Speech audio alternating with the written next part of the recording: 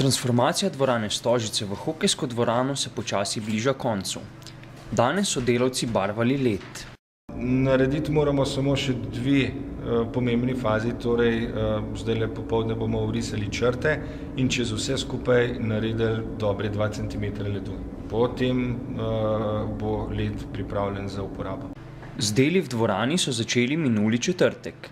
Najprej smo razporedili zunanje hladilne stroje, postavili hladilno preprogo, vse elemente skupaj povezali, v prvi noči naredili dobre 2 cm ledu, na njo postavili ograjo in zdaj zaključujemo dela na ograji, montiramo stekla, vgraditi in vrisati moramo še tele črte in vse skupaj zaključeno.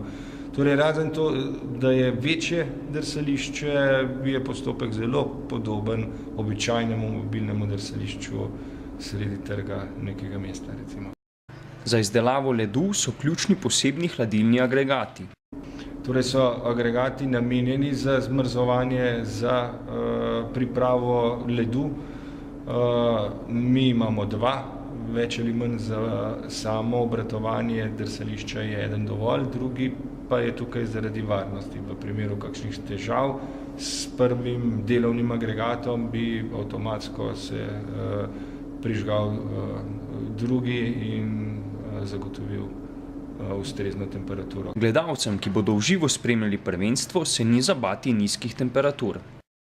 Nizke temperature so samo na ledu in okoli drsališča.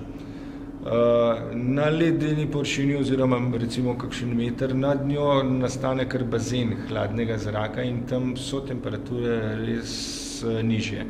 V sami dvorani pa so normalne temperature za ta letni čas. Mislim, da se dvorana sama ne bo ogrevala, ravno zaradi kvalitete ledu in podobnih razlogov, ampak vsekakor gor na tribunah bo temperatura taka kot ponavadi v dvoranah primernih za hokejske tekme. Morebitne otoplitve vremena ne bodo vplivale na kakovost drsališča. Otoplitev vremena v dvorani ne bomo čutili. Mi moramo stalno zagotavljati teh 10 stopinj glikola. V primeru zelo toplega vremena bi to pomenilo samo to, da bodo agregati morali delati z večjo močjo. Tako da nas načeloma tudi temperature, če zdaj malo špekuliram, tam pri plus 30 stopinjah Celzija zunaj ne bi presenetile.